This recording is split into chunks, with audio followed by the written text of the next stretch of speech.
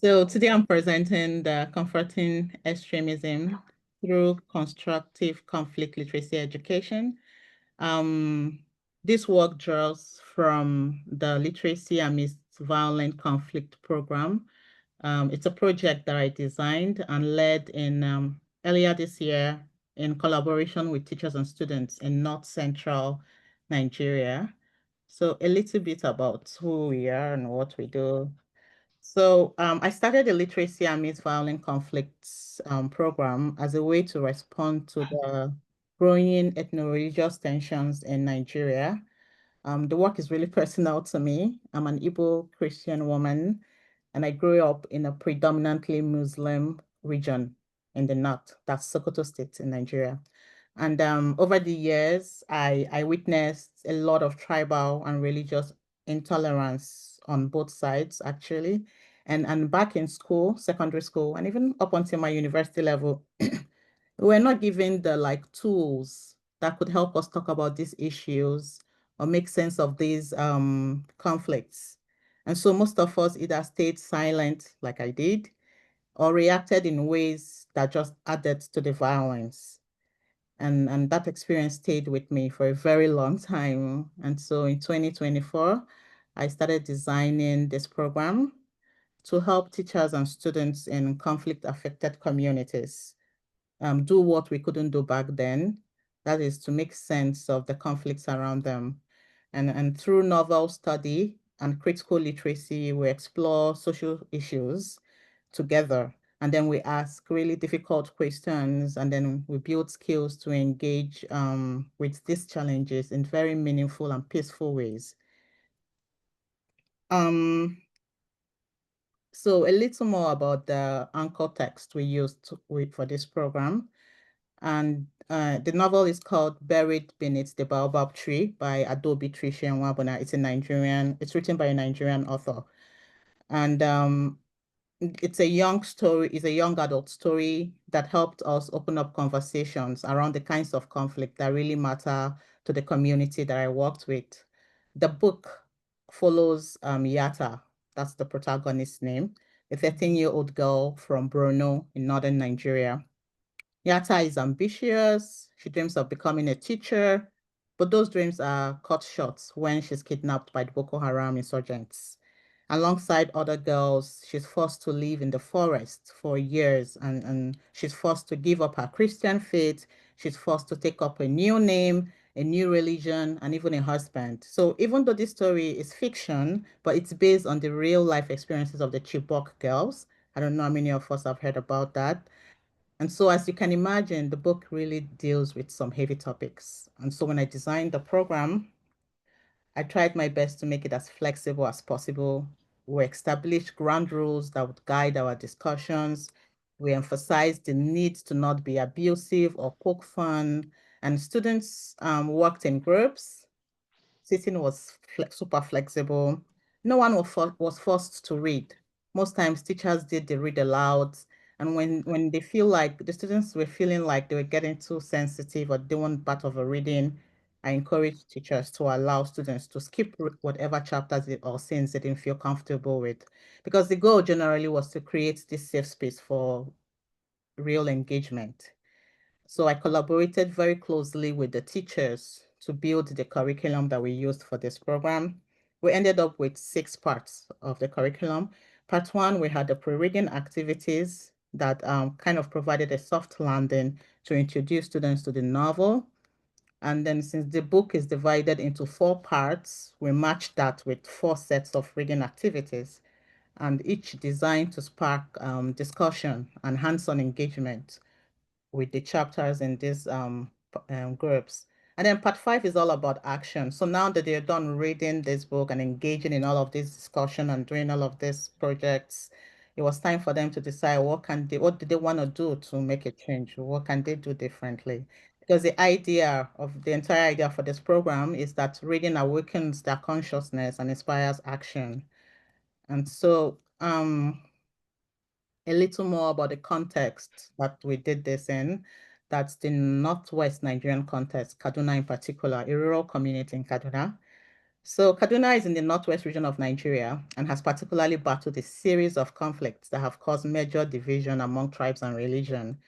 And so added to that also is the impact of the Boko Haram terrorist attacks. And these have fueled a lot of hate discourse among Christian and Muslim peers in northern Nigeria particularly. The school that I worked with is called the COEC Model Schools. It's run by a Nigerian NGO, and it provides education in rural and underserved communities that have been hit most by conflicts. And so what did our pedagogy look like? Drawing from existing frameworks of peace-building education, I coined the term constructive conflict literacy education to refer to a literacy pedagogy that does not shy away from discussing conflictual issues, but instead welcomes varying perspectives and creates the space to analyze conflicts and violence with the goal of identifying shared oppressive structures. And so for 4 to 5 months, students and teachers engaged with the anchor novel that's buried beneath the baobab tree, guided by the reading and post-reading activities I'd mentioned earlier. The presentation that I'm doing today emerged from part 2 of those reading activities and based on the chapter in the book called Nothing to Do with Islam. And so in this chapter, we see Yata, the young protagonist, using rhetorical questions, like she's talking to herself. It's like reflective questions. And she's trying to juxtapose the teachings of the Islam with the violent actions of the Boko Haram men who claim to preach Islamic beliefs.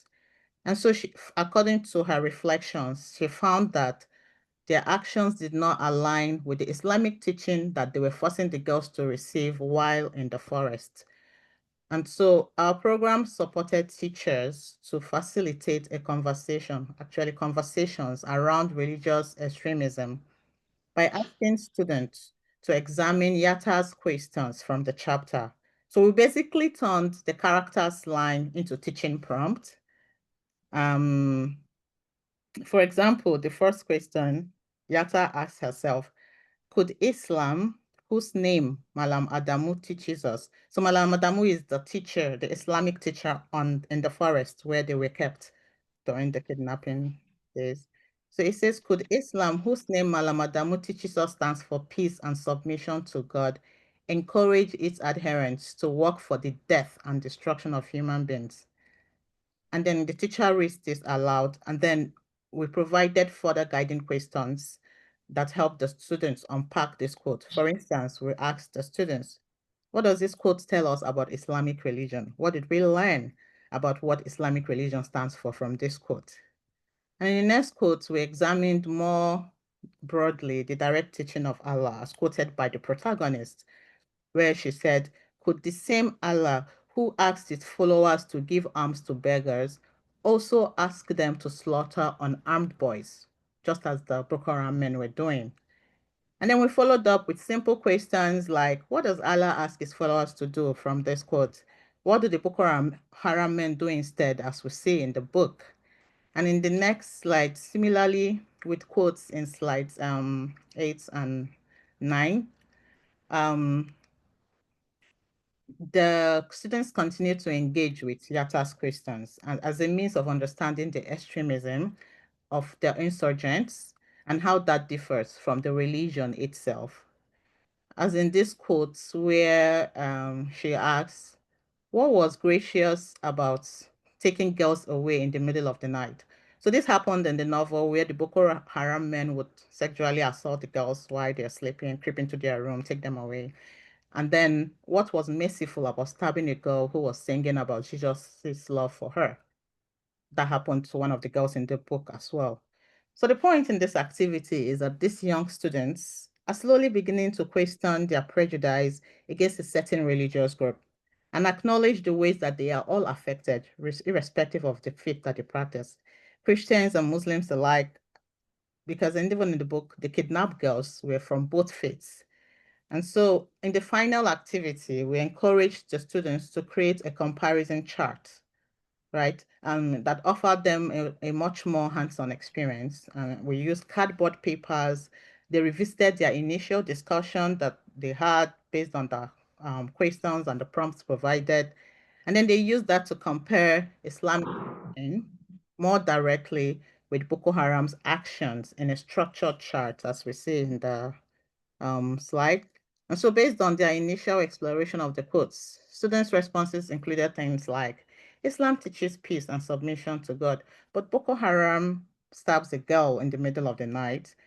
And another person was like, well, Islam teaches how to have a good reputation in the society, but Boko Haram is having a bad reputation in the society. So basically, the students got an opportunity to reflect on broader issues arising from their own charts. And so, for example, teachers asked the students how their responses connected to quotes to religious extremism. And then to bring it closer to their own community, the teachers encourage students to think of an example of religious or ethnic violence in their own community and identify steps that they can take to promote peace despite their differences. Um, the activities I think we did created space for some kind of democratic dialogue.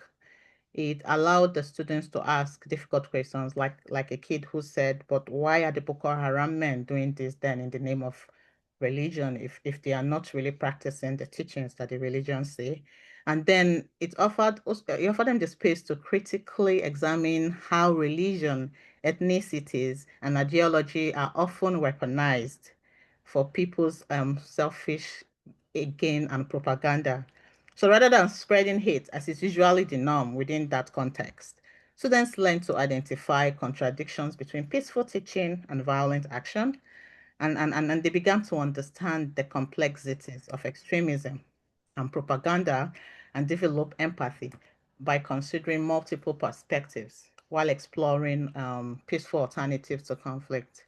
I think that by engaging in the conversations that the young people could then challenge harmful narratives, they could become advocates for tolerance and nonviolence in a world that is constantly seeking to divide them. And so my standpoint is that I think that it's possible to achieve this through a constructive language and literacy education that encourages materials related to students' lived experiences, but also create that space for them to engage deeply through questions and analysis. And yeah, that's the end. Thank you.